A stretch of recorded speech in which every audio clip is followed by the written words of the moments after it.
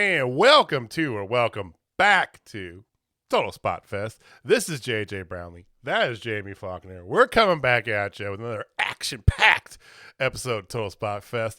I'm feeling extra amped because we got a whole bunch of stuff coming up this weekend. So lots of wrestling. Lots of wrestling. It just don't stop. We're in that road to WrestleMania. So everybody else is stepping up their game too. I don't know. I'm just spitballing now. Thank you for watching. Thank you for listening. We do appreciate it. If you are checking us out on YouTube, join the conversation. Drop a comment down below. Hit the like button while you're down there if you would. It helps out with some algorithm-y thingamabobs.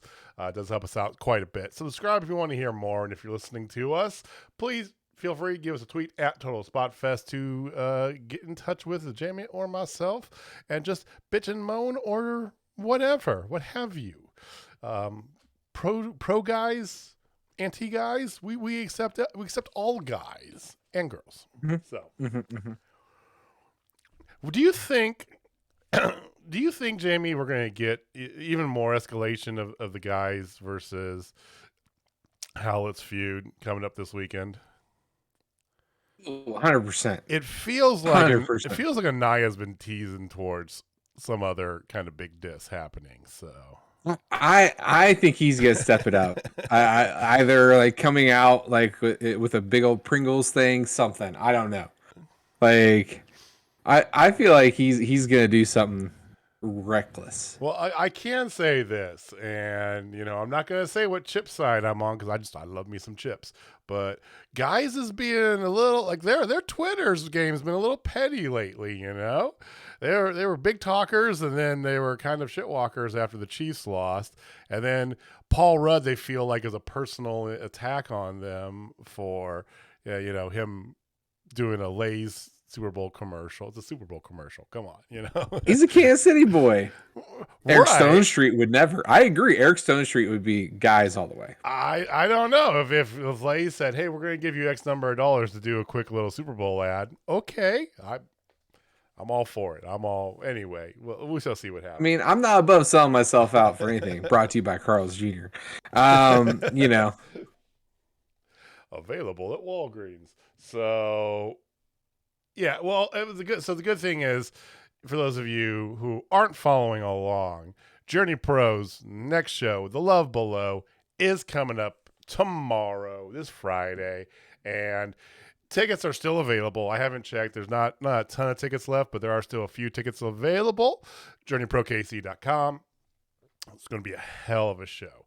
So Chris Mallory was kind enough to grace us with his presence last week and broke the news about the final match. Tootie Lynn replacing Quinn McKay, who's now we found out why. I think it was like 2 days ago. We found out why she was removed from the card. Yeah. That she's going to NXT as a ring announcer, as Kelly Kincaid.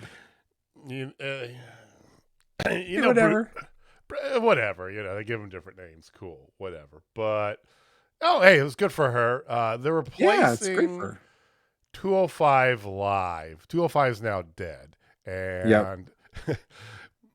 And they're placing it with a level up, NXT level up, LVLUP, because they got to be hip and stuff, hey. Yeah, but that'd been a great show to have when they had TJP. Just saying. You're not wrong. Done messed that up.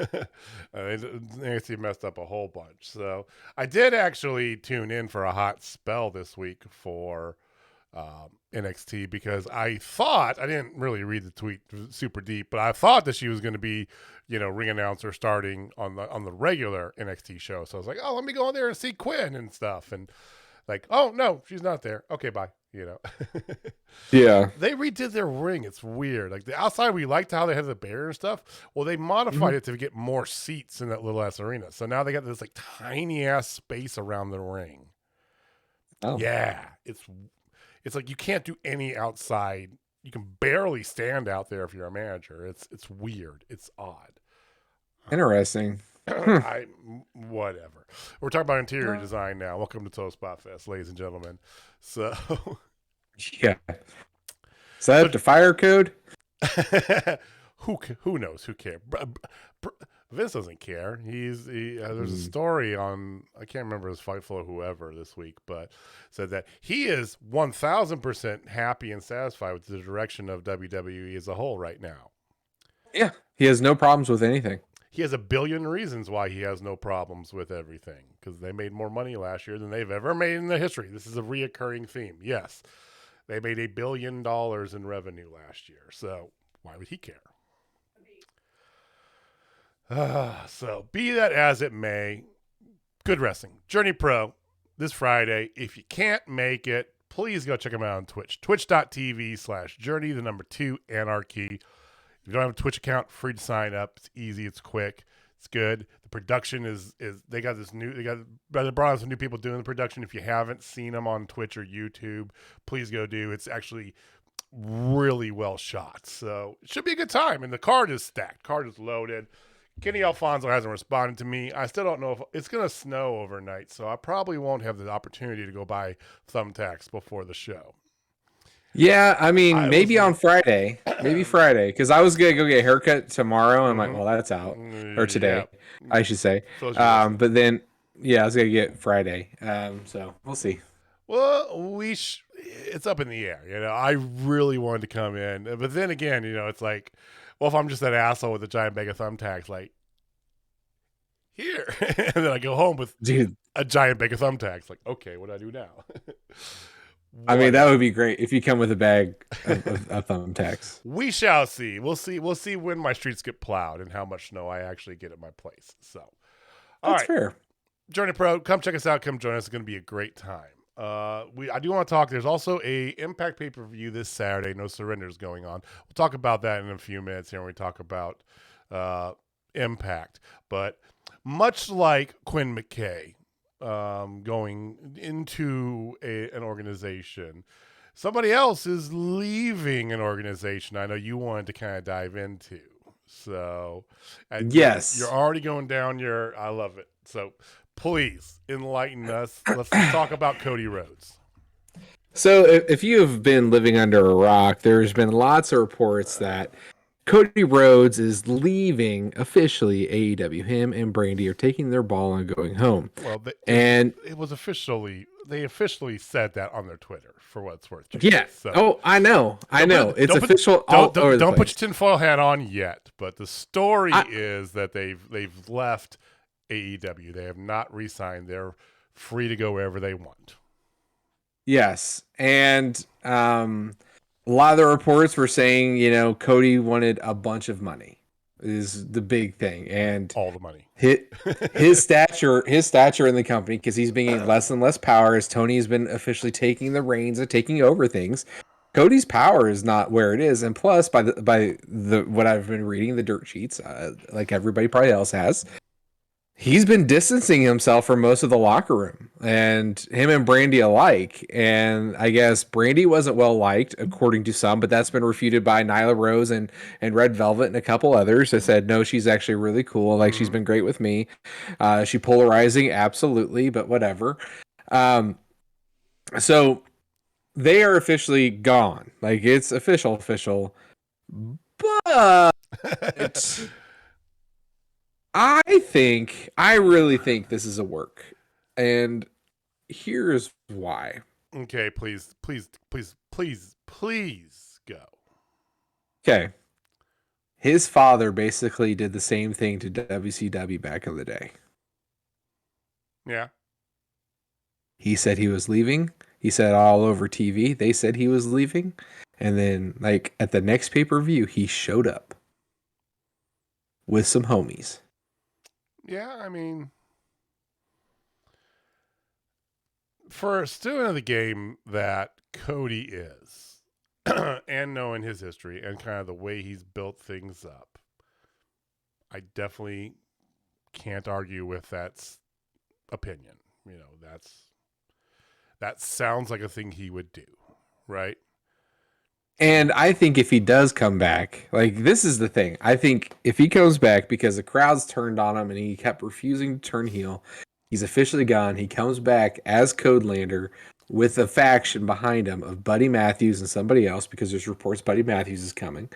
And then you have a heel faction, a brand new heel faction with Cody at the helm, and that will get Cody back over with the fans. I mean, I can't say that that's not a great thought.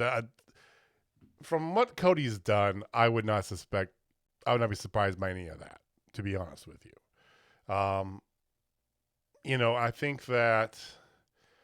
Do I think that that's truly the case? I don't know. Part of me feels very solid that this is not kayfabe at all. That this is the way it is. That he had a falling out with Tony because of creative control, and he's a.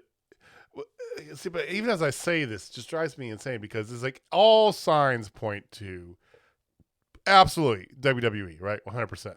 Mm-hmm. They apparently are like, the second they heard about this, they were on the phone, is what I heard. They're like, oh, yes, yes.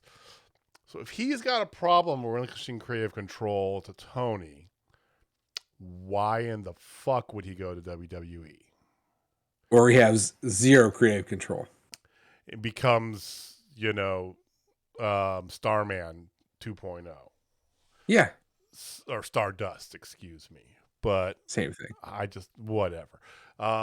So I read an interesting hypothesis about them. I don't know who put it out there. I think it was on Twitter. So there's no backing behind it. It's just a thought, a breath in the wind, if you would, that this is like the ultimate Forbidden Door FU kind of swerve. He actually goes to WWE only to abruptly exit and come back to AEW sort of thing. Oh. Now, for what it's worth, Tony Khan has long said he actually has respect for McMahon as a businessman for all he's done in his years, right? He has no ill will towards the company. He's open to working with everybody, and he's always said that includes WWE if they want to. Is this maybe a way to do that, to imprint Cody into WWE so that they have that kind of a relationship? I don't know. I don't think I buy any of that. I think that's all reading way too much into it. I think your idea makes more sense than all those other crazy scenarios. Like the scenario that WWE is buying AEW, and this is all just kind of like, and I'm like, okay, all right, stop that. I don't know. I think it's either something super meta like you're talking about, or it is what it is on the surface. I don't know. I mean, if he shows up at WWE, I think that will just cement that he sold his soul for the almighty dollar and does not care about wrestling like he says he does. Like that's all there is to it. Like if he goes back to WWE, any and all respect I have for Cody Rhodes is officially gone. Because how much he said he hated it there and how they treated him and doing all those things, and next thing you know, he's showing back up just because they gave him the mega contract he felt he deserved because his ego was that big, and not worrying about developing people because that's what he said he really wanted to do is develop and cultivate this new way and everything like that. He's legit being a humongous hypocrite, and like if that happens, I will never ever be a fan of Cody Rhodes. I mean, time will tell, and I think we'll find out very much sooner rather than later because AEW doesn't have these no complete bullshit, so he could show up Monday, Yeah. Who knows, right? We shall see. So, wow, maybe he's got to hop on a plane and get to Saudi Arabia and do that. I have no idea, but the truth of the matter is when it comes down to it, it doesn't surprise me if that's the case. And I don't really care. Like my original reaction when you told me, I was like, okay, wow. I really don't care. I figure he had wrote himself out of the title picture permanently early on in AEW, right? Mm-hmm. For superfluous ways or whatever. Everybody agreed that he couldn't pick a side. He couldn't do what was the thing to do, which was become heel. He had it force himself to keep getting the title, which we hated, especially, so I don't care. I really don't care. He's not the face of AEW in my opinion anyway. Kenny Omega is. Mm-hmm. And the young stars are the ones who need to be, right? Darby Allin and Sammy Guevara and MJF. And, I think his ego is that big. I exactly. Ruby Soho. Hey, Ruby. I I feel his ego is that big, and that's why none of this surprises me. I really don't care because of all that. I'm like, fine, go. Well, we'll find out. What does everybody think? I mean, if you feel like I'm right, do you think this is a work? Because I mean that you're not your theory's not far fetched like some of the ones out there, Jamie. Yeah. No, I feel like he's gonna come back at Revolution with a faction and just wreck shit. That could be cool. It would be cool. Well, we shall see. Let's talk about the week that was besides Code Lander then. So you got numbers up in front of you, don't you? I do. I really do. So basically, WWE products that were on USA took a dip, like a hard dip. Like as much as I love to like pwn on NXT, like I've actually felt bad for him. Oh. Ooh. I know that's a lot, right? Damn. So basically, Raw and NXT are the only ones that are on the USA Network, which is showing the Olympics. Which I've been watching a lot of the Olympics because the wife's really into it. So I'm up to date on curling right now. Raw went down from 1.865 to 1.387. They lost 500,000. Ooh. Is that a new low? Well, it's on Sci-Fi. So okay, we can touche. I hate to give him a pass, but I'm going to give him a little bit of a pass. You did say it was on USA before. That's why you meant Sci-Fi earlier. No, okay. Yeah, they were on Sci-Fi because they were the USA products, but USA was showing the Olympics, so they went to Sci-Fi. Gotcha. Ooh, yeah, 1.3 though. Wow. Then NXT. Now take a look at this. NXT went from 619 to 400,000. Wow. Yeah. I mean, I'm with you. It's that Olympic hit. You don't want to, but it is a thing. So you get whatever. Yeah. Then AEW going head to head against the Olympics. But they're on their own TBS. They went from 954 to 1.129 million, and they were the number 2 show in cable TV. I mean, last week's show was amazing. I feel this week's show was even better. Which is insane. It is. We'll talk about it here momentarily, but my God, that's cool. That's great. And they destroyed Raw in the demo, by the way. Oh yeah. Like, whew. Impact went up from 114 to 117, so not a huge rise, but this is the trend that we have going here, and I thoroughly yes, good. Impact was interesting. It's not the go home. Tonight's show is the go home for No Surrender. So No Surrender happens on Saturday. I'll talk about the card as soon as you're done numbers. But the show was interesting. It featured, of course, more of the whole Honor No More bit, right? And started off, though, with Josh Alexander coming out and just being, the fed up. I'm not putting up with shit anymore. I'm getting my title shot after this is all done, whatever, blah, blah, blah. And then told by Scott D'Amore that he's got, that's not the way this works and all this stuff. He just goes apeshit, just starts beating up everybody in the ring, including Scott D'Amore, who indefinitely suspends him, sends him home, and it's a way to creatively write him off because his contract has expired.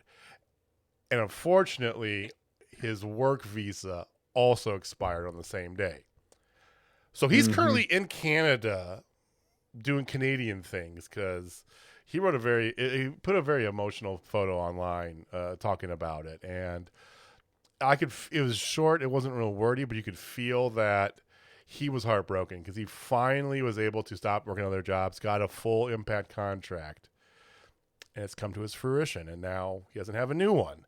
And that's a miss by Impact. How they didn't lock him up before his contract expired is a fucking miss.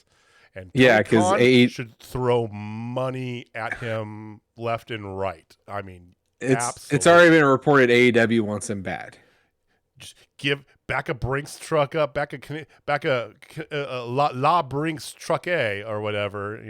Sorry, French people. Back a Brinks truck up to his house in Ontario and just empty it because he deserves it. So. The rest of the show was cool. They announced some stuff for New Surrender. So, real fast, I just want to go over the New Surrender card, and then we'll get back to the numbers and talk about AEW stuff. So, card for this Saturday's No Surrender show. This is probably going to be one of those $20 jobbers, so I'm definitely going to purchase it, right? So, you've got the Honor No More, which is Mike Bennett, Vincent Kenny King, PCO, and Matt Taven taking on Team Impact. If Honor No More wins, they get to stay in Impact. Guess who's going to probably win? Just saying. So Team Impact is Eddie Edwards, Chris Sabin, Rhino, Rich Swann, and replacing Josh Alexander, an interesting swerve, Steve Macklin. I feel like you can't trust Steve Macklin, Team Impact, and he might be, I don't know. I feel like something's up there. But you have he might be a forgotten son. Potential.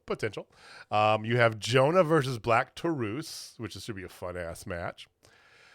Matt Cardona defending the Impact Digital Media Championship in a rematch against Jordan Grace, and he threw a great heel promo on Jordan Grace and Impact as a whole, doing whatever it takes sort of thing, right? So that's kind of cool. Mickie James defending the Impact Knockouts Championship against Tasha Steelz. And then you've got the Inspiration defending the Impact Knockout Tag titles against the Influence, Tenille Dashwood and Madison Rayne. I think Tenille's travel arrangements, all that stuff, all her issues have been cleared up. So she's supposed to actually be there and actually have that defense. So thank God for that. That's great. Oh, thankfully. The main event is Moose versus W. Morrissey for the Impact title. And I saved the last two for last because they're the ones that most intrigue me. All Bullet Club bullshit. Jay White versus Eric Young. Give me some of that. Please. Yes, please. All the time. Just fucking go. And for the first time ever, the Good Brothers, Guerrillas of Destiny, Impact titles. Let's go. You know how long I've wanted that match? You've been begging for that. I've been begging for that ever since they were, in the Bullet Club. I want to say a decade, which is as long as I've known you. So, yeah, I can't say how long, because as long as I've known you, you've been begging for that match. Yeah, GOD. Jesus. That's going to be... Yeah, so... I know the Good Brothers aren't what they were 10 years ago, right? They're a little bit older, whatever. The GOD's in their prime right now. But still, that's still going to be a lot. Carl could still go. Festus still's got it in him. And it's just, oh my God. This is the era of Jay White is everywhere, as we'll talk about later. But that alone, that's worth $20 in my opinion.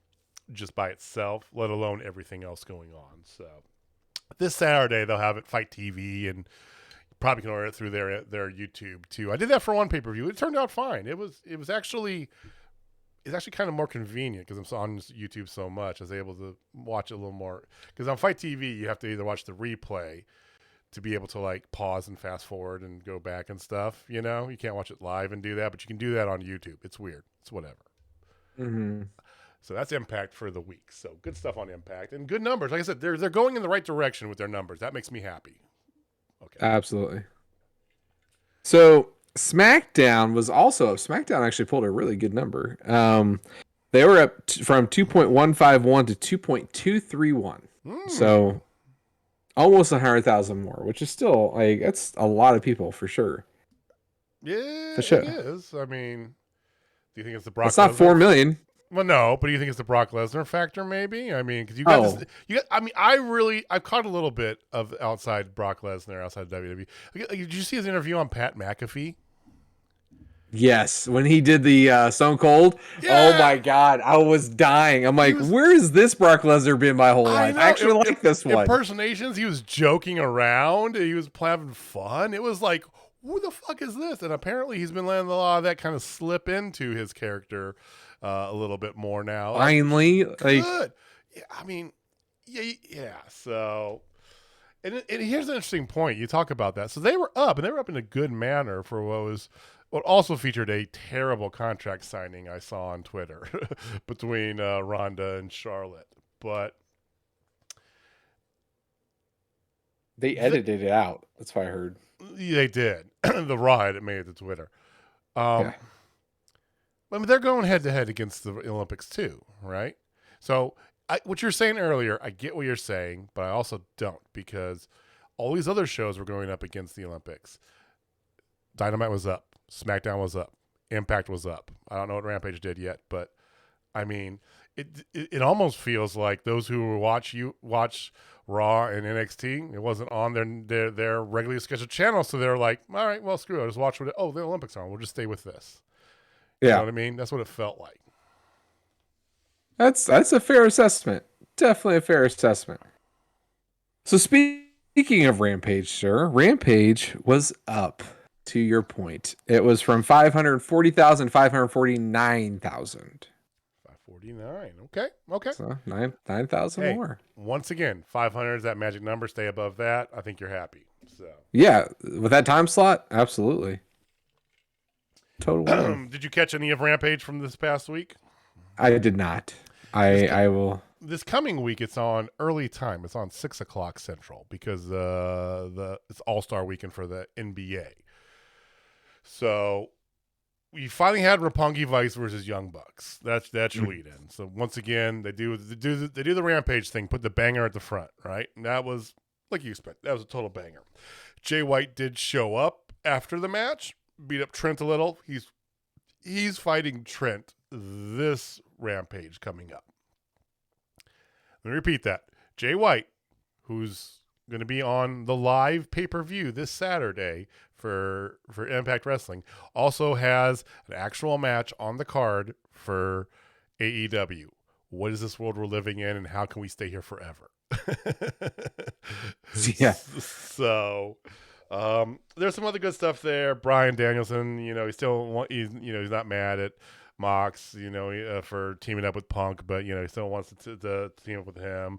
You had Britt Baker versus Robin Renegade, and Robin's her and her sister are killing on the indies, and they're multiple tag champs. They're tag champs in Mission Pro, Thunder Rosa's faction promotion. So it was a good showing for her. Decent match. You had Hook. You said Friday Night Hook Page. Or what'd you call it before? Friday Night Send Hook. Friday Night Send Hook. They sent Hook. Or Hook Sent. Sorry, Hook Sent. They did it. Hook did his thing, beat up Blake Lee, in a little bit of a longer match than he had done before, which is I like to see. I can see more of that. I don't want to see him do the whole Jade Cargill thing of come out and just do a 30-second match and leave. Then come out and do a 30-second match and leave. But still over AF. It's great. And then he ended with the Jurassic Express. You messed this name up. It shouldn't be me messing this name up. Yeah, it's always me. Always me. Jurassic Express versus the Ass Boys. And this was a fun match, too. For the tag titles, Jurassic Express, of course, they won. They retained. So, Did Danhausen show up? Danhausen did not show up during that match. But my God, Danhausen on Twitter is fantastic. Dude, he is all over the Ass Boys. It's like a thing of beauty. It's going deep. It's going even deeper than I thought it could. I mean, and then you get other people like who tweeted out the Bad Boys poster with their faces superimposed over Will Smith and Martin Lawrence. It was great. Oh yeah, so good. So Rampage this upcoming week. You've also got Adam Cole's in action. He's facing off against 10. You've got Serena Deeb doing her 5-minute rookie challenge thing. I'm convinced they are building that into something. Okay. I'm convinced they are. I am too. Athena or either Athena or Ruby. Ruby is going to come out as like the defender of the rookies, right? And the reason I say that is every time you hear her in an interview, which is not a lot, but I remember it was asked on her most recent Twitch stream that she did because her computer like was not connecting, so she just did like a Q&A with everybody, and of course I was there. So one of the questions they asked is, do you have a dream opponent or somebody you really been really want to face in AEW? And she always rotates back to Serena Deeb, right? She always does that consistently in every interview. So I think that's the plan. I do. But it would not surprise me if they do Athena as, the rookie, because she's new to the company, have her come in and be that person too. But they got to be leading up to something with it. And there's a couple. I agree. And there's a couple other matches too. So this Rampage this week looks just as stout. Once again, best bang for your buck watching wrestling all week long. So speaking of bang, let's go out with a bang. Let's talk about this week's Dynamite. Let's talk about Dynamite. So, like, I know we like to go through the card first. I kind of just want to start with this beginning piece, and then we can run through the card. Because I want to give you some credit, Mr. JJ. You called this. Stamp. I get the stamp. Yeah, I'm not the one who called it, ladies and gentlemen. Yes, it was JJ. JJ called this, and it was a promo to start it out, and it was a doozy of a promo. Like, if I could say, vintage CM Punk, if you will. Oh, yes. And CM Punk's out there, and he's just going off on Max, and he announces the stipulation and where they're going to fight. Of course, it's going to be Revolution, like I've said all along. I've said that. Yeah, well, yes, and I've agreed with you that is definitely probably the case. Yes. Plus, he's wearing his fantastic mid shirt, like MJ. He's wearing MJF's shirt. Mm-hmm. So CM Punk, right now. It's like it's great. CM Punk. But he picks a Piper special and the dog collar match. And JJ, you said this was going to happen. I did, and they keep drop. It's like you can't drop the same hint so many times. It's like they've got to be. It has to be. It has to be what they're gearing for. And as his promo went along, because he has this little box in front of him, right? And his promo match went along, and I bet you, I almost guarantee. It's like I got more and more convinced. So to the point when he pulled out the collar, I wasn't surprised. I was like, "Yep, Piper Valentine, let's go, let's do this." So I like it too because MJF came out and tried to retort but couldn't say a word. It's like Punk had verbally defeated him. I love that. Like, he made him speechless. Good. It's good. Does that mean I think that that MJF's going to win? I don't know. I mean, honestly, this type of match I think is a toss-up. But second dog collar match in AEW. The first one was legendary. Brody Lee, Cody Lander. So good. So. And they had no problem saying both their names all over that too, by the way. When they were talking about that dog collar match. Like Brody and Cody, Brody and Cody, Brody and Cody. Yeah. Like they're not doing the WWE thing where you can't say his name now. Which I'm grateful for. I am, and it's like, I've always hated that, as soon as someone leaves the company, you erase their history, right? I can't stand that. Wrestling history is wrestling history. So what? Okay. So, do you want to just go through the night then? Just because I know you didn't get a chance to actually finish watching it. Yeah, the hashtag Not My Champion had some medical things you had to attend to. So, do you want? Yeah, because she was a dumbass, and I'm going to tell you why she was a dumbass. Because I feel like our listeners would appreciate this level of stupidity. I would. I know that I would.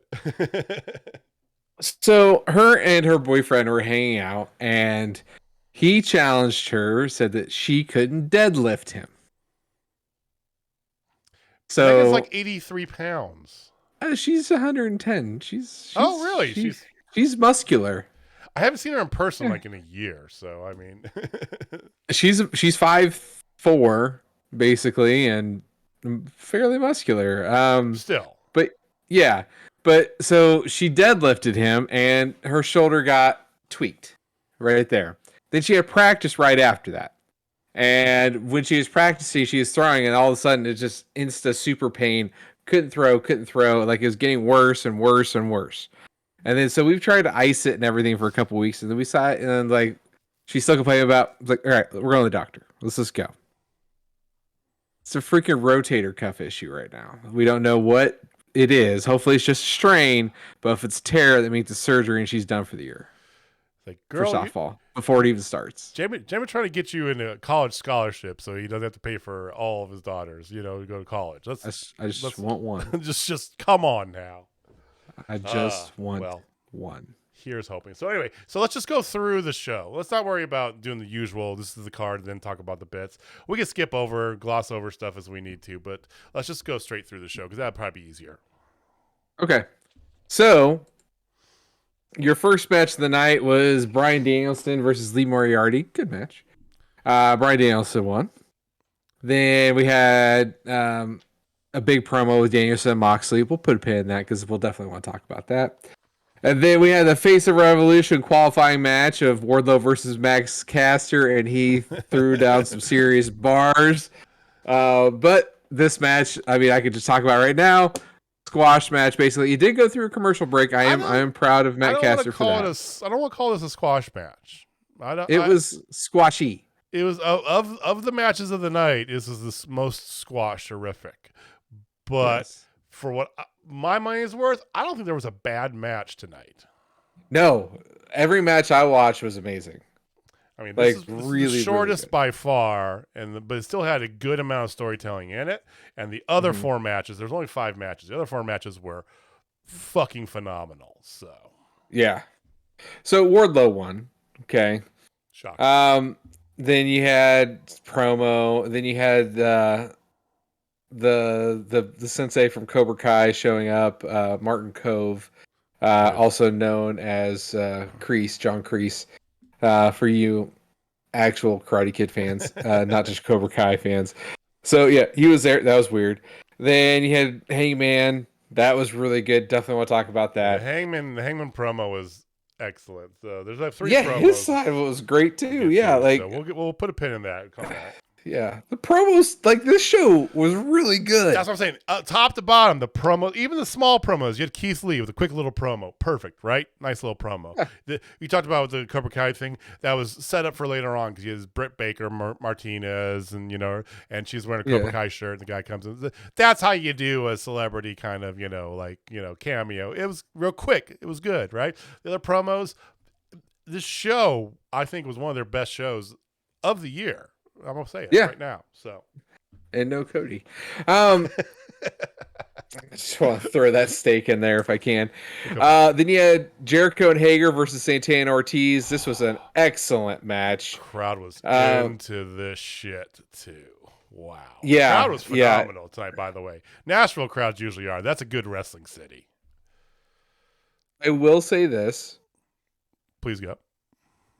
There was an attempt at a lion tamer, like a legit lion tamer, Chris Jericho lion tamer, the greatest lion tamer of all lion tamers. He for seconds there had him turned, yes, and sat down, and Santana was still turned while he was in the crab position, so it was almost actually a lion tamer. Yes, it was a walls of tamer. It was a walls of tamer. The walls of tamer. The lion co. Lion walls. Lion wall. We'll call it the lion wall. We're not going to solve that. Somebody more witty than us tweet at us or give us a comment. And I'm fairly witty, and I can't even think of that one. It's been a day. So it's been a day. This match is great though. Yeah, Santana Ortiz do in fact get the win. excellent match. Like I would love to actually get in there, but I just wanted to stop there that there was a quasi lion tamer in there. Robin reached out too, like when it happened. She's like, Jamie. So did you just see what happened? I'm like, no, I'm in urgent care right now. So I had it on my phone and I rewound and watched it. You sped forward and Yeah. Yep. After this, we had the no disqualification match of Mercedes Martinez and Beatrix Thunder Rosa. love the gear. Yo, dude, when it was so good. The Kill Bill gear was the shit. Like I want her to wear that Kill Bill gear like all the time. She's been getting super nerdy lately. She had the Wolverine shit. Now she's got the Kill Bill. I'm for it. You see a lot more of her personality pop through, which is great. I love her, and I love. I don't know if you saw this, but she went off on some asshole that was going like yelling obscenities and things at her and Athena because it's Athena's first match. Right. It was the main event at Warrior Wrestling over the weekend. And some dude was being a fucking cock about her. Oh, dude, that pissed me off. I was like, when I saw her, like again, like anything that she does, like I love. Like some of her taco vlogs are exactly the best, I'll admit. But she is just fun, and she seems like a really like good person. So it's really good to. I support her, and the fact that she's a nerd too just puts her up there at a different level. Mm-hmm. Well, anyway, Thunder Rosa wins, and then stuff happens after the match. We'll get to. Yeah, then there's the John Kreese moment. Then your main event: Darby Allin with Sting versus Sammy Guevara. Now, my understanding is this match fucked, and I want to put a giant pin in this. Let's save this for the very end because I think it deserves. Let's go back and talk about the rest of Dynamite first. So if you want to talk about Darby and Sammy, just hang tight, folks. We're gonna get there in a few minutes. So yeah, I won't even go over who won on that. Yeah, let's just bring that all back. Let's treat it as its own separate thing here. So let's go back and talk about Danielson and Moriarty because the match itself was good. It was very entertaining, technical. Yeah, it's my type of match. He brought the violence. Lee Moriarty is. I think he needs better get up. I don't like the tiger mask, which he then takes off and puts headphones on. It's like. It's a little weird. Yeah, he needs some him help as a there. Wrestler is amazing. He just needs a better packaging, I feel. Yeah. Like I hate to Bruce Pritchard him on this, but yes, he does need to get repackaged.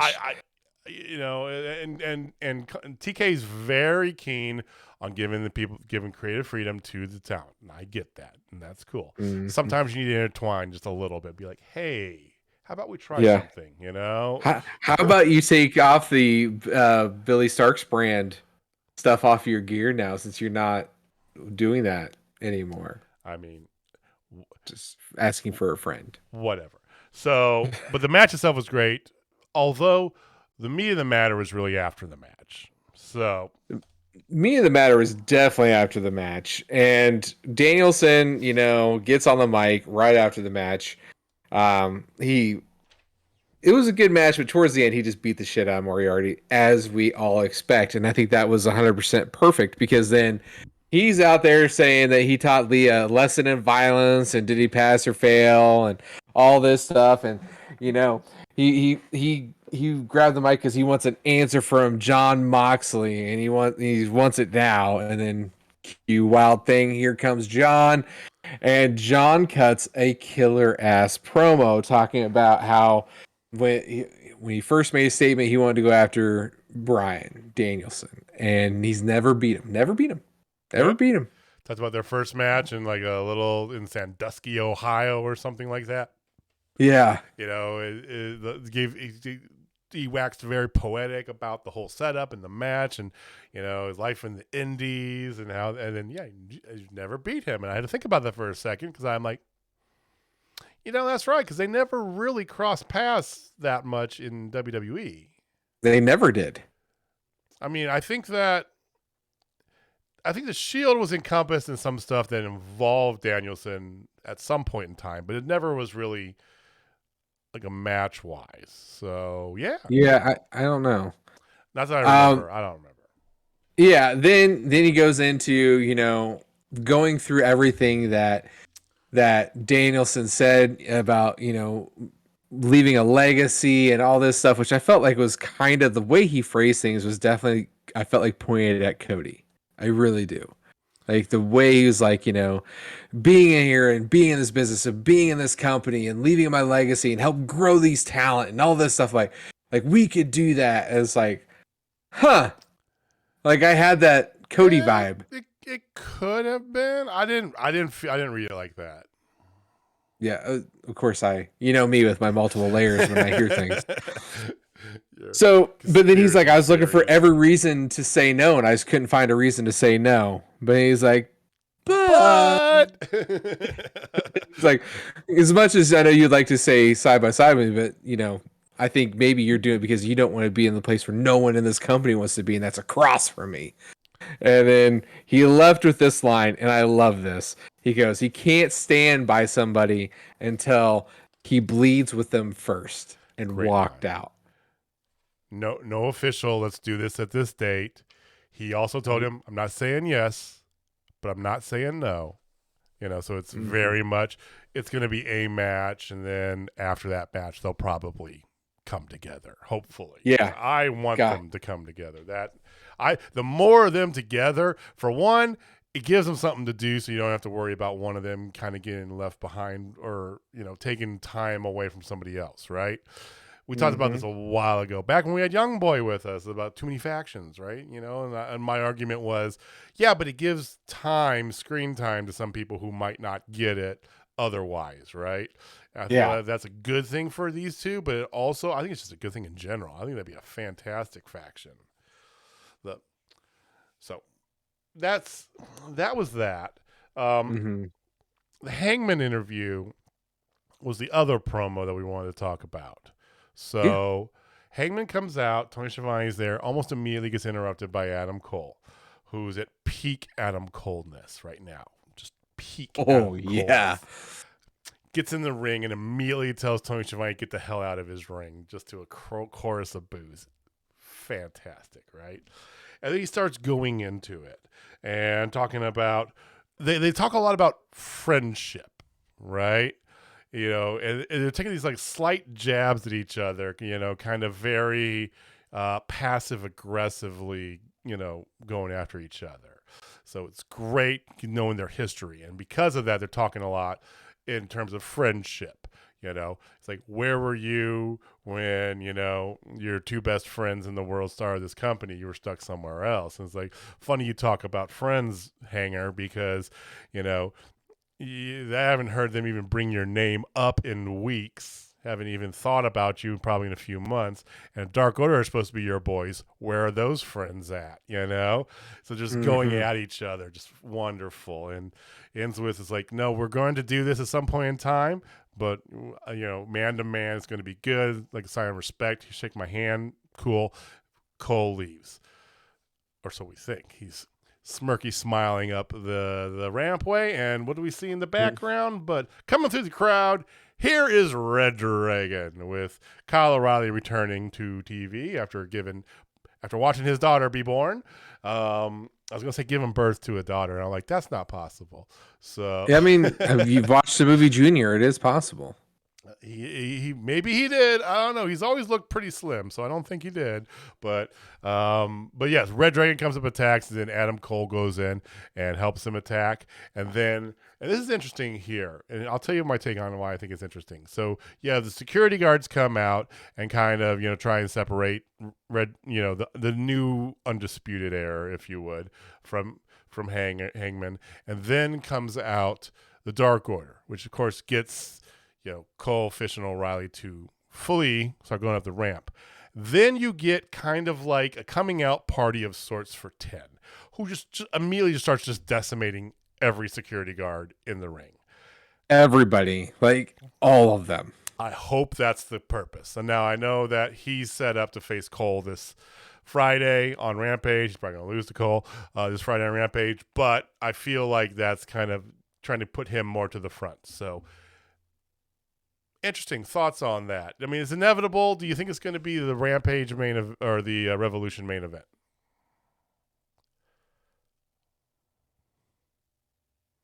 No. Don't. Okay. Do you think it's going to happen, Cole and Hangman, before Rampage, Revolution, or after Revolution? I keep saying Rampage. Okay. I think it's gonna. Okay, let me rephrase that.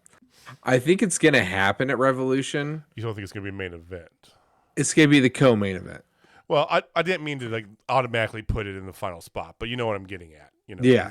Yeah. I think it'll be there. This is Revolution. Do you think Paige drops the belt? Because I do. It kind of feels that way, doesn't it? I think it does, and I think it does for what you were saying last week when we were talking with Chris about that.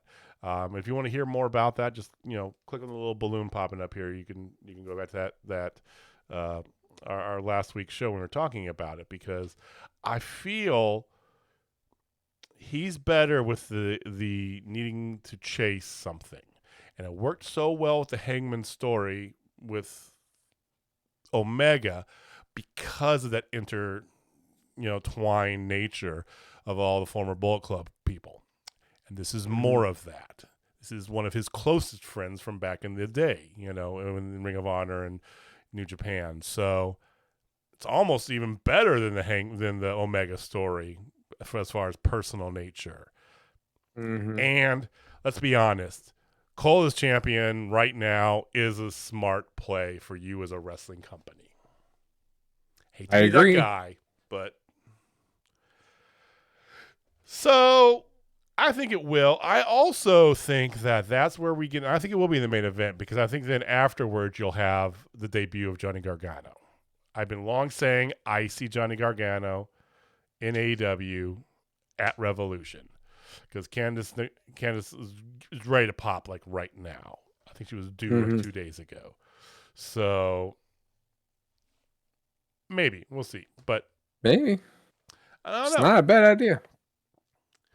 So I thought that was great. Okay. And then later on, there was a secondary promo they had too. This was kind of cool.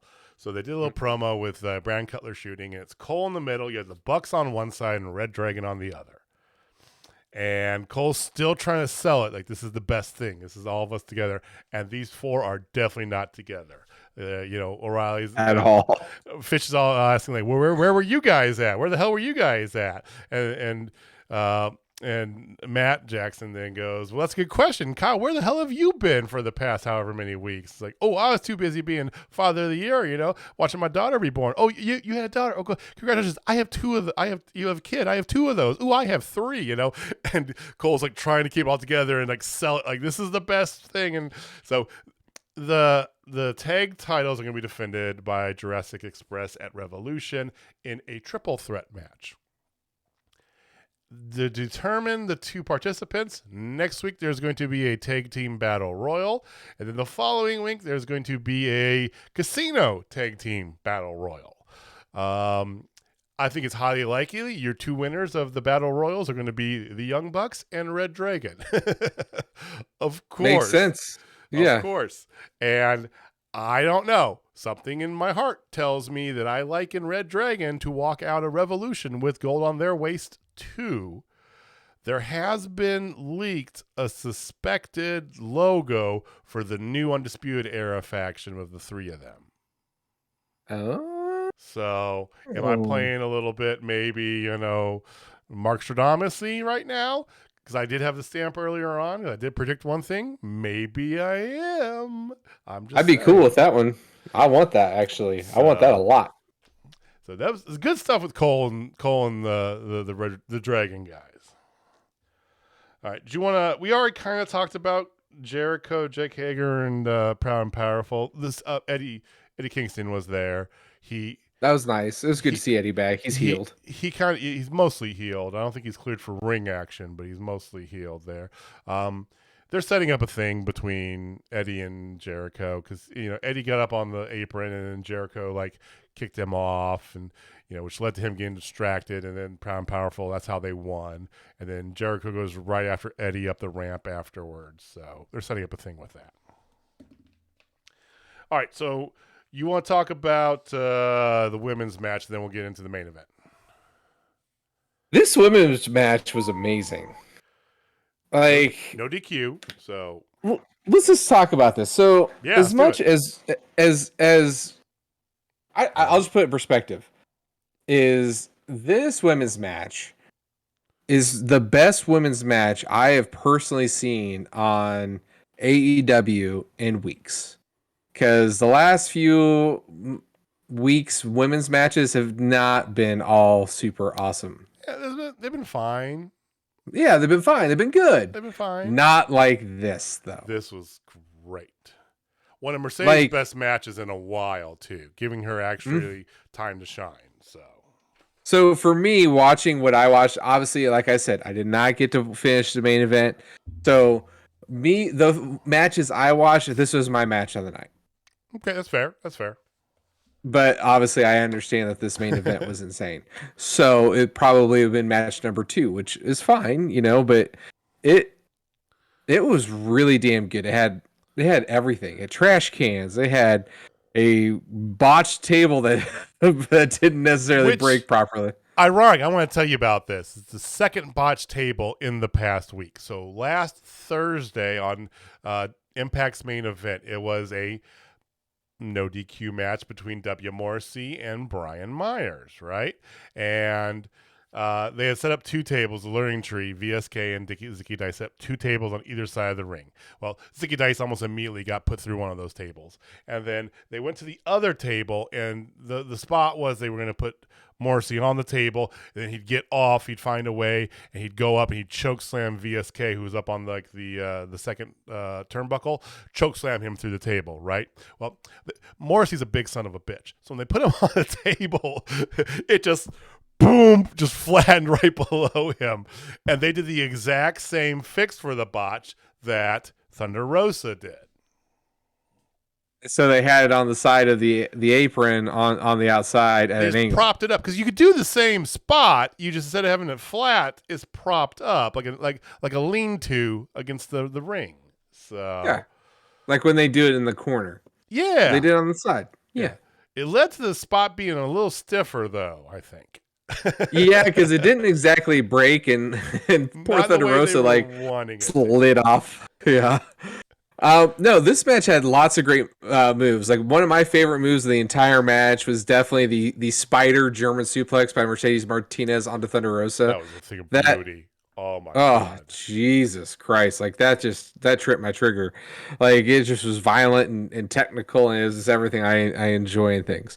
So Thunder does turn things around, hits the Fire Tiger driver after an sick crucifix bomb for the 1, 2, 3 onto a bunch of chairs. Yeah. On a bunch of a pile of chairs. Like she hits that her Thunder driver on those. Like it was beautiful, aka white noise.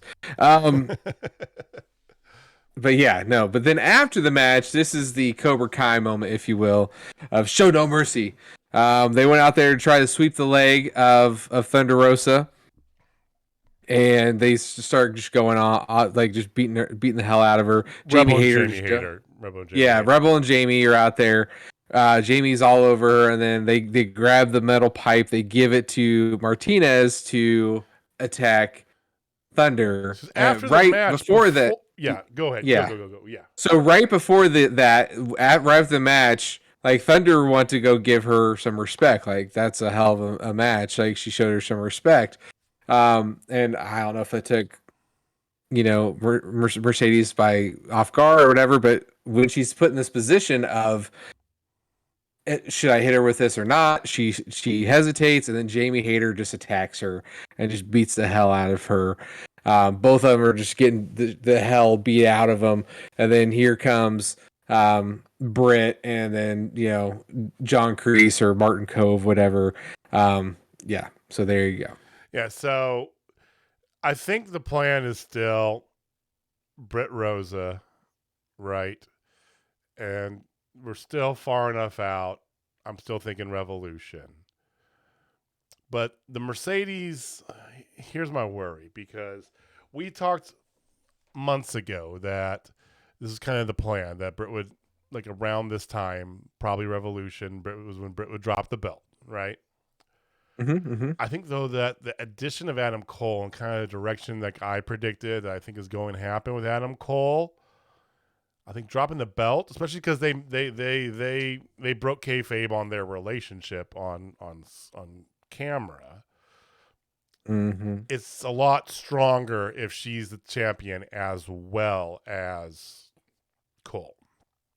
So maybe you push that back, the actual title. Because here's my thing. Here's my worry is that they give her a title shot and she doesn't win it again. Britt retains it.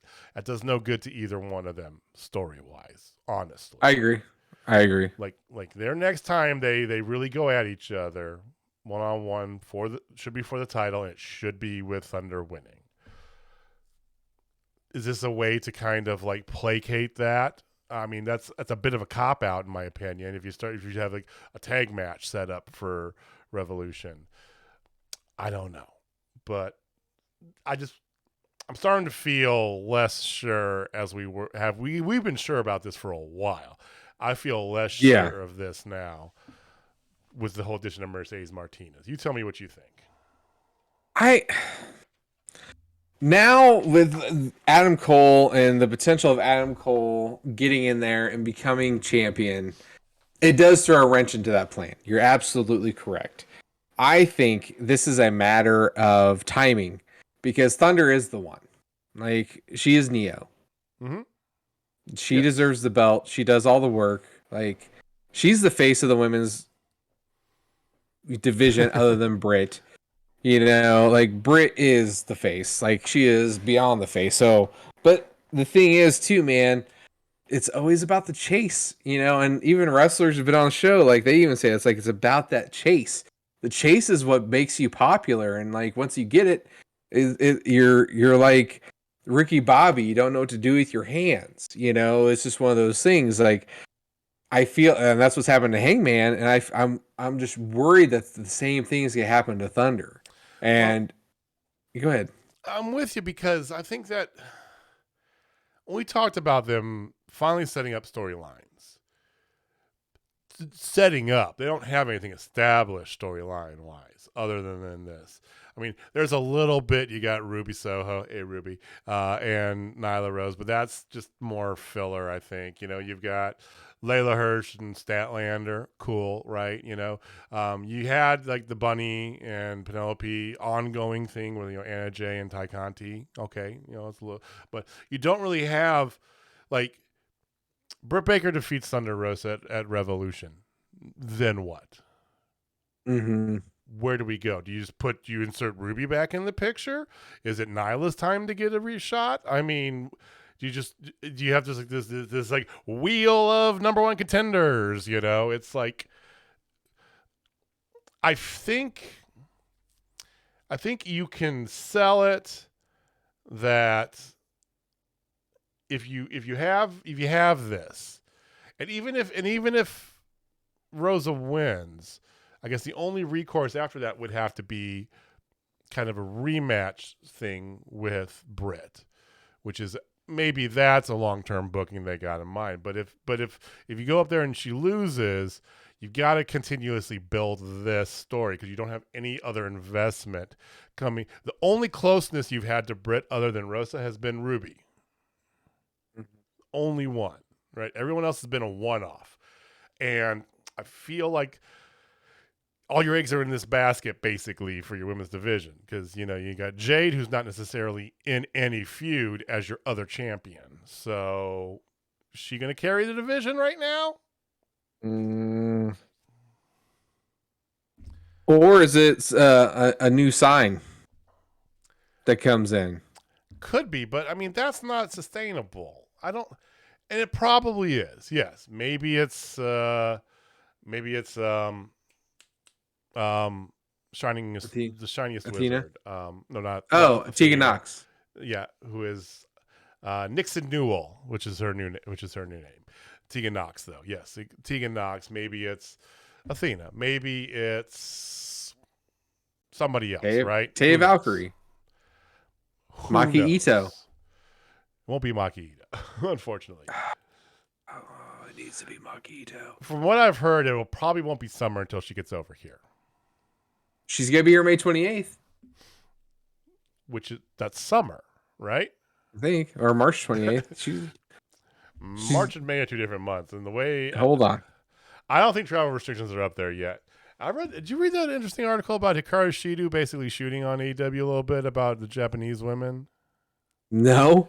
So in essence, she's kind of said that it wasn't necessarily a shoot, but it's twice as hard for them in AEW for Japanese women because they don't get the support, meaning because of the independence that Tony Khan gives to this. It also includes that they don't have like housing assistance people or people that help you get around, right? You know? You kind of figure it out on your own. And she said that she's been studying English her whole life, so it wasn't terribly challenging, but still tough for her. She fears for how other women would be able to kind of get along, you know, because and she kind of shot a little bit on the booking, but we all could shoot on the women's booking and for AEW from time to time for sure. But anyway, I don't know. You know, like I said, if you're bringing in a new signee every time, it's just more bodies, right? You've got a decent amount of bodies for the time that you allot to the women. One, maybe one more, right? Because, you know, you might not have somebody who leaves, you know. Cool, right?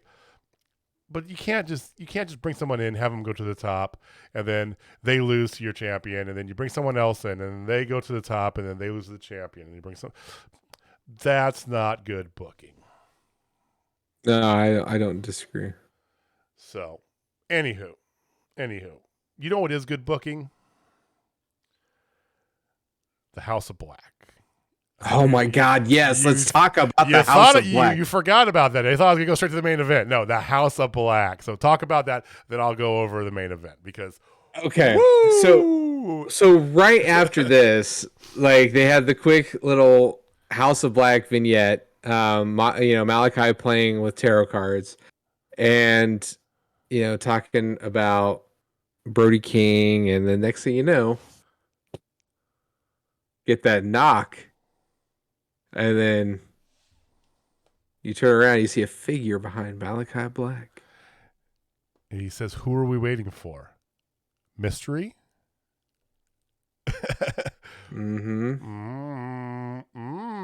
I have my thought. I have my thought too. And side note: next week's Dynamite is going to have House of Black Death Triangle 2. And this one apparently is going to have the Dark Penta because he did the whole promo last week of him digging up his old black mask. I can't remember what it was called, but it was like Pentaculo or something like that. Somebody tell me what it is. I don't remember. But anyway, what is your theory? Or you want me to give you mine first? You know what? You go first, sir. Buddy. That's what mine is. I saw on Twitter earlier today, he's been posting a lot of workout pictures with him and Tony Nese, who, my God, if you want to feel less manly, go look up the picture of Buddy and Tony Nese at the gym because there's about 87 abs between the two of them, and it's not right. It's a fucking crime against masculinity. Stop it. Yeah, they are not fair. They are not fair. They are not fair, but people posted pictures of that, and there's like other pictures with other people. Like, I think it's got to be Buddy. I know Tony's long lusted for Buddy, so I think it's him. I think it's perfect. I do too. I think Buddy makes a lot of sense, and then it also adds another layer to the Malachi Black storyline because he's still using my eye got gouged out in WWE by Buddy Matthews or Buddy Murphy at the time. Right. And he's still rocking it to this day, like in a different fucking company. Like, come on, man. Malachi is the king of long-term storytelling. I mean, yes, especially if he pulls that through. And I believe that you're going to have Julia in this. I still firmly believe that. I do too. But if they're saving her till after they get Buddy, I'm good with this. But we've been saying they got to make a movement, right? And I think it's got to happen next week. We can't tease this all the way out till Revolution. I mean, we could, but come on. Yeah. Any other thought who it could be if it's not Buddy? Cody. You think that, honest to God, would be a great swerve. Mm-hmm. And it could line up with your previous. Actually, that lines up pretty well with your theory. They have a big payoff match at Revolution against probably, I don't know how far away Phoenix is from returning, but it would be ideal if it was the Lucha Brothers, right? But whatever. Or it's a triple threat match between the All of Death Triangle versus them, and who's their third opponent? And here comes Dark Cody out. I think it's still Buddy. I'm convinced it's Buddy. I'm convinced it's Buddy too. So I'm sure we missed like 18 different things there, and our good friend Heather will definitely let us know in the comments below exactly what we missed. So, Heather, I know you were at the show tonight. I want to hear how it was, but keep us updated on the mysticism of Malachi. So, main event time. Yes. Tell me about it. Of the 4 pillars. Whenever these two guys get together, it's magic. We know this. Darby Allin, Sammy Guevara, TNT title on the line. Sting is at the ringside, and he's mostly invisible, which is perfect. Which is good. Yes, because this is the best of Darby. This is the Darby we want to see for the next 15 years.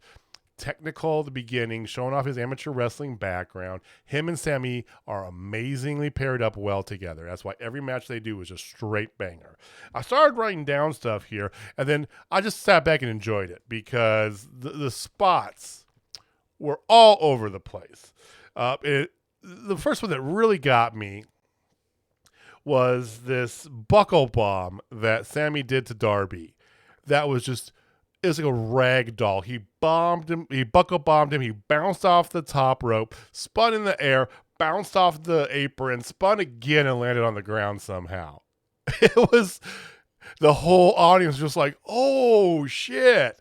And they said that like 6 or 7 times. I mean, Darby goes for a tope suicida and to the outside, and Sammy last second turns it into a cutter. And you had... Darby working on the leg, which, leads to Sammy doing his Spanish fly, and he over-rotates because his legs hurt. Ooh, my legs hurt. Fantastic. Spots, storytelling.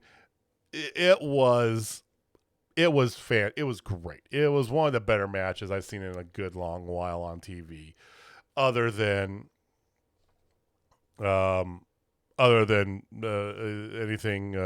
MJF CM Punk related. Let's put it that way. So, at the end, you got shenanigans too. So, because at this point, you don't want either one of them to lose. And it looks like Darby's going up for the win, right? He has a couple good moves on Sammy, sets him up for the coffin drop. Sammy turns himself over onto his stomach, and Darby stops for a second, then just shrugs like, all right, well, fuck him, basically, And they go up. Oh, they had a great little thing, too. There's a figure 4. They had a little slap fest thing back and forth. It was like every little bit of this was great. And it's one of those things that, look, it's like you'll be able to, there'll be a DVD one day down the road, the best of Darby and Sammy, right? This will be included on it. So he goes up to the top, and out comes... what's his name? The assistant, Jose, right? Jose comes, yeah. He comes down, jumps up on the apron, which Sting's like, fuck this. No. So he takes Jose and just obliterates him into the railing and goes and wails on him. Pure distraction, because from the crowd, out comes Andrade with a tablet, just bends a fucking iPad over Darby's head. Like literally bent the fuck out of an iPad. It was good. That's awesome. And Sammy gets up and he just looks over I don't know what happened, but I'm going to take advantage of it. GTH gets the victory, which then leads to Matt Hardy coming into the ring and attacking Darby. And you're like, okay, where did this come from, right? You know, whatever. Is this him break? 'Cause he's still in the suit, right? Is this him breaking? Is he losing his mind? Is he just, what is going on here? And Sammy comes in to kind of like help out Darby, which is what prompts Andrade into the ring to then smack Sammy with the tablet, beat him up a little bit, and physically take both of his belts and leave. So the show ends with Andrade, Matt Hardy walking up the ring. Hardy was a plant decoy the whole time, and Andrade physically has the double belts. That's how they ended it.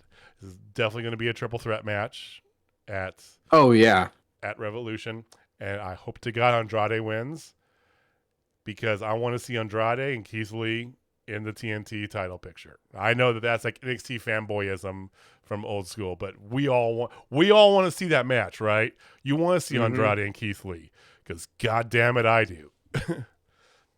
Either way, I do. Andrade, people complaining Andrade's not been doing shit, which true, right? Not everybody can do something all the time, but now he is. He's in the TNT picture for sure. So go back and watch it.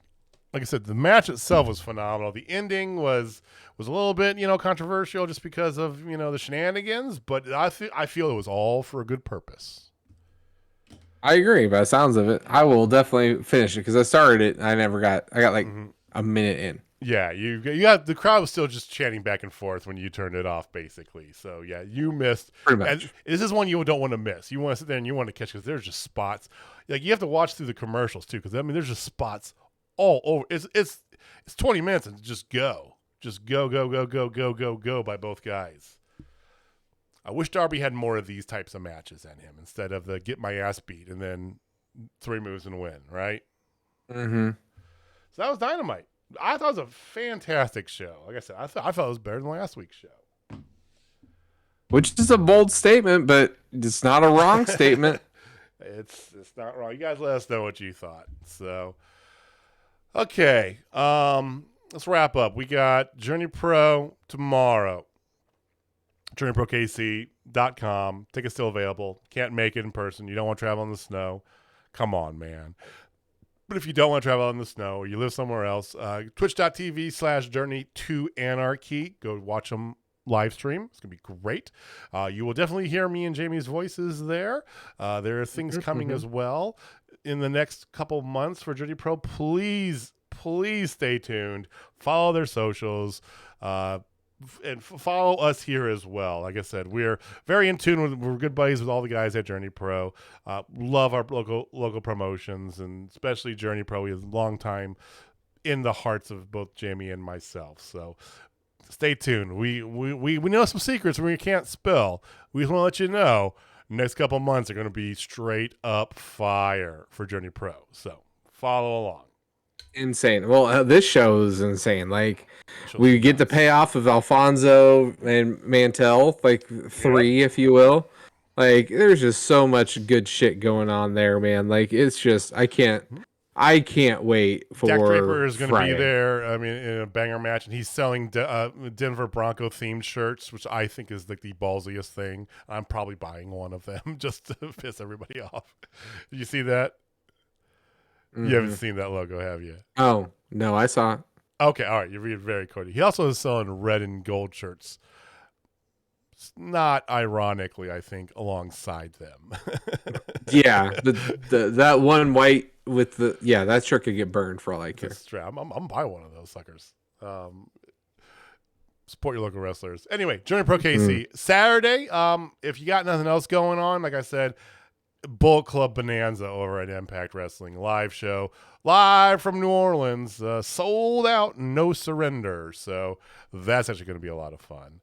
Or if you're in the St. Louis area, you go to BLN, Black Wrestlers Matter. Black Wrestlers banger Matter. Show going on there. You know, right. JDX will be over there, and so Kenny Alfonso and AC Mack will be there. Jossie is going to be there. oh God, that show's gonna be so good, so good. And Big Swole. Swole's gonna be there. Mm-hmm. Oh, good for Swole. Lots of good stuff happening this weekend. So get out there, support your local wrestling, support some of these smaller brands too, like Impact. Like I said, if you're not following Impact, you need to. But definitely support local wrestling. Check them out. And once again, Journey to Anarchy. Stream it. They also do replays. It's worth your time. Do you have anything else you wanted to get to, Jamie? I mean, Melissa Joan Hart was even at Dynamite. That's pretty badass. I didn't really get that, though. Melissa Joan Hart, Sabrina, the Teenage Witch. I know who she is. Is there a tie-in there that I'm missing? Why? I mean, she's Sabrina, the Teenage Witch. Who cares? Okay, all right, whatever. I used to have the biggest crush on her when I was a kid. Oh, you did? She's our age, yeah. I always liked, who was the girl from Alex Mack? Larissa Olenek. I had the biggest thing on for her. No, I liked her. I don't know why. I liked her when she was Clarissa Explains It All. That was my intro into her. Oh, she is really pretty. It's funny. So I love that show. Me and my sister loved that show and hated that show on the same breath. My sister's name is Clarissa, and everybody for like 3 years called her Clarissa everywhere we went. It drove her insane, like it should, right? I mean, so. Small world. Hey, join us next time for more 90s sitcom talk. We'll be reviewing all of The Perfect Strangers. What is Balky's most famous moment? No. I can't even do his laugh. Balky's laugh was so terrible. And now we are so happy we do the dance of joy. Da da da da da da da da da. Hey, hey, hey, hey. It's that time of night, folks. Well, okay, I'm going to sign off here. Thank you for watching. Thank you for listening. Join us next Thursday. We'll be back with more. Give you the wrap-up of what happened during Pro KC, as well as No Surrender. Talk about more of this build-up to Revolution. This week, they started to actually build up into it. So more build-up for Revolution. As I said, next Thursday, check us out. Follow us on Twitter. We got interviews coming up. If you haven't already, go and watch our interview with Gary J that we released this past Tuesday. Fantastic interview. He's got a banger of a match coming up this weekend, which we're definitely going to talk about next weekend with Masha Slamovich. Oh, I mean, the chops there are probably going to break my eardrums, and I'm going to love every second of it. So absolutely. Thank you for giving us some of your time. We will see you next week. Jamie, go ahead and take us home, man. All right, ladies and gentlemen, if you are not down with Total Spotfest, I have 4 words for you. Cody's at work, y'all. We'll see. All right, guys. We'll see you. Hope. And you have the biggest stamp if it's true. I'm just saying. Thank you. All right, we'll see you next time, guys. Peace.